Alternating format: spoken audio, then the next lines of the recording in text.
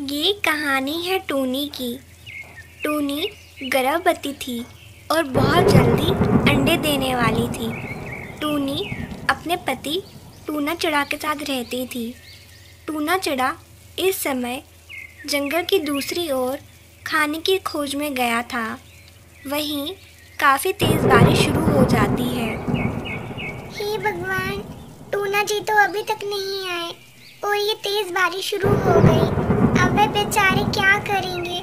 मुझे तो इस मौसम में डर लग रहा है। टूना जी आप जल्दी आ जाए। बेचारी टूनी घर पे अकेले है। मुझे जल्दी जल्दी घर जाना चाहिए, वरना वह बेचारी इस बारिश के मौसम में डर जाएगी। टूना अभी ये सब बोल ही रहा था, तभी अचानक से जैसे ही वह जंगल के बीचों बीच पहुंच गया, एक पुराना पेड़ टूटकर उसके ऊपर गिर गया, जिस कारण टूना की जान चली गई। हे भगवान, काफी देर हो गई। टूना जी तो अभी तक नहीं आए। एक काम करती हूँ, घर के बाहर उन्हें देख आती हूँ, शायद वे रास्ते में मिल जाए। टूनी जैसे ही घर से बाहर आती है, वैसे ही अचानक से तूफान के कारण उसका घर गिर जाता है।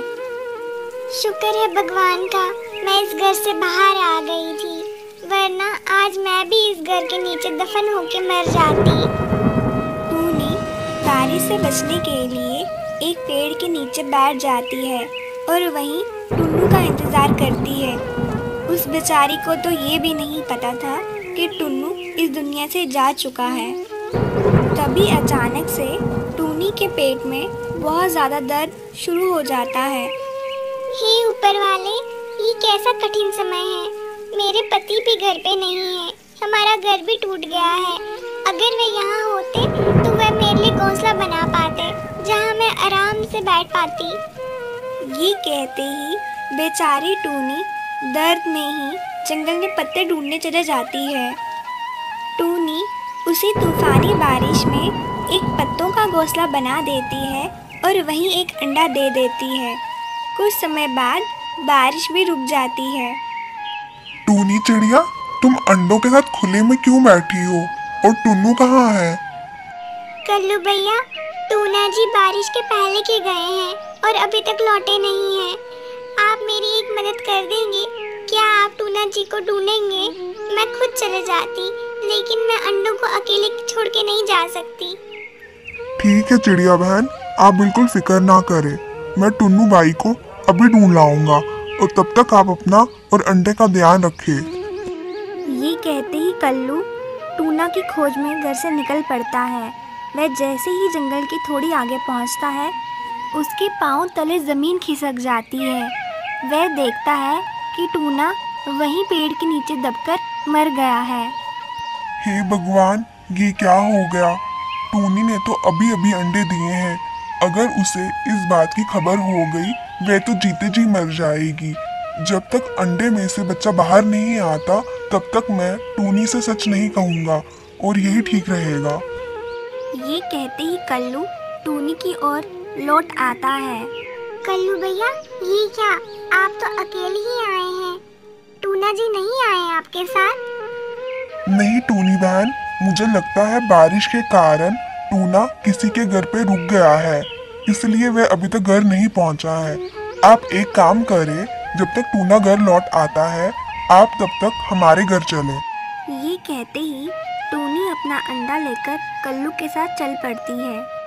कल्लू जी, ये टूनी चिड़िया अपना अंडा लेके हमारे घर पे क्यों आई है? सुंदरी, तुम सारे सवाल जवाब यही करोगी या हमें अंदर भी आने दोगी? चलो टूनी बहन, आप आराम से अंडे को लेकर अंदर चले और थोड़ी देर आराम करें। टूनी अपने अंडे को लेकर कल्लू और सुंदरी के घर में चले जाती है और वहीं रह के आराम करने लगती है। दिन यूं ही बीतते गए। कल्लू टूनी का बहुत ध्यान रखता। वह उसे समय समय पर दाना लाकर देता। ये देखकर सुंदरी कवि को बहुत जलन होने लगी। कल्लू जी, मेरी समझ में तो ये नहीं आ रहा है, आप इस चिड़िया को हमारे घर क्यों लाए हैं और आजकल आपको इसकी इतनी फिक्र क्यों हो रही है, जो आप समय समय पे इसको दाना खिलाते रहते हैं। इतनी फिक्र तो आपने कभी मेरी नहीं की। कल्लू सुंदरी को सब सच बता देता है कि किस प्रकार टूना की जान चली गई और उसने सुंदरी की जान बचाने के लिए उसे यहाँ लाया। ठीक है कल्लू जी, आप इतना कहते हैं तो मैं उस चिड़िया को यहाँ रुकने दे देती हूँ, लेकिन हाँ, मैं ज़्यादा दिनों तक उसको यहाँ रुकने नहीं दूंगी, ये बात आप उसे कह देना। कल्लू की बात सुनकर सुंदरी टूनी को अपने घर पे जगह तो दे देती है, लेकिन उसे दिन में 4-5 बातें सुनाई ही देती है। सुंदरी बहन, क्या आप मुझे थोड़ा अनाज खाने के लिए दे देंगे? मुझे बहुत भूख लगी है। हाँ हाँ चिड़िया, क्यों नहीं। कल्लू जो तुम्हारे लिए तो कमाते हैं, वे बेचारे तो दिन में 3 से 4 बार दाना ढूंढने जाते हैं, क्योंकि वे तुम्हारे लिए ही तो लाते हैं। तुम नहीं खाओगी तो और कौन खाएगा? तुम्हारे पास तो बस 2 ही काम है, एक खाना और आराम करना। इसके सिवा और तुम्हारे जीवन में बचा ही क्या है? सुंदरी की इतनी कड़वी बातें सुनकर टूनी को बहुत बुरा लगता है। वह बेचारी दुखी मन से टूना को याद करती है। टूना जी, आप कहाँ चले गए? अगर आज आप मेरे पास होते तो आज मेरे साथ ये सब नहीं हो रहा होता।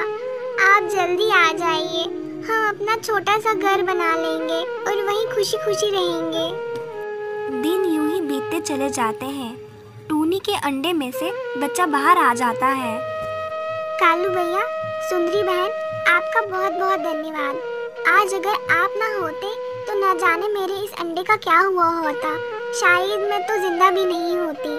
अब मैं इस घर से चलती हूँ। आपने काफी सेवा कर ली मेरी। अरे चिड़िया बहन, ये कैसी बातें कर रही हो तुम? तुमने कल ही तो चिंटू को जन्म दिया है और आज तुम जाने का कह रही हो। चिंटू तो अभी बहुत छोटा है, अकेले घर पे भी नहीं रह सकता। इसे तो हमेशा चील का खतरा बना रहेगा।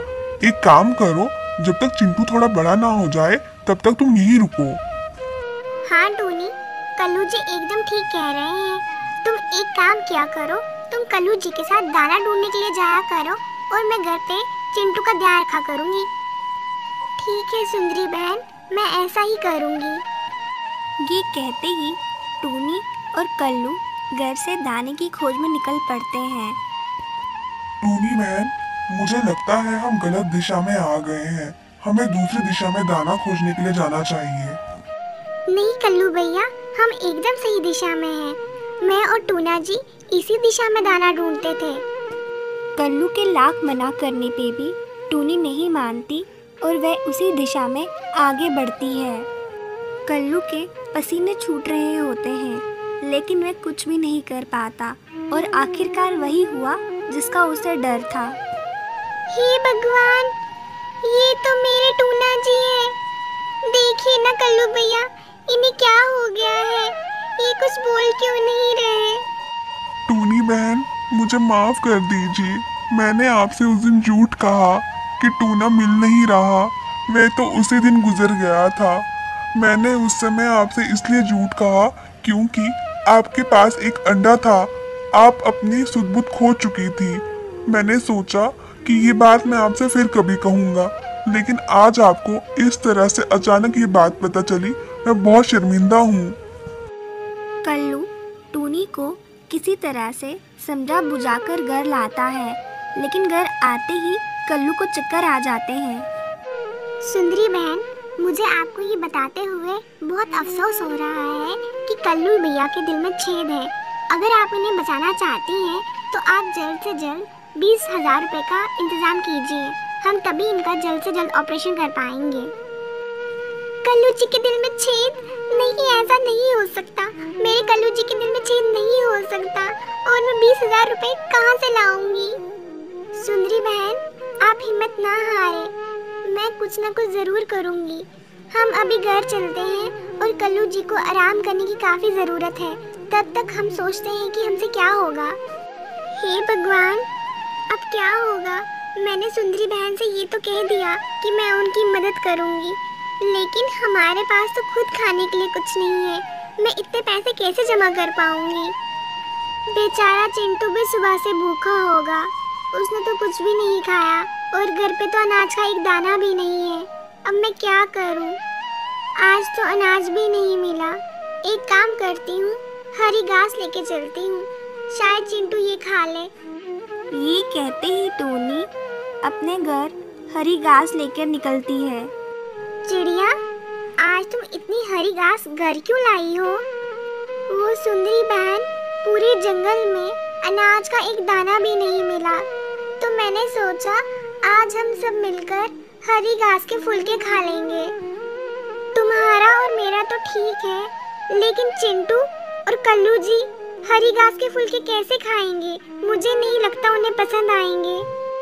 ये कहते ही टूनी गर्मा गर्म हरी घास के फुलके बनाती है और सबको खिलाती है। सबको हरी घास की रोटियां बहुत पसंद आती हैं। टूनी, तुम एक काम क्यों नहीं करती? तुम जंगल में अपना हरी घास की रोटियों का ढाबा क्यों नहीं खोलती? शायद इसी से हम पैसा कमा पाए।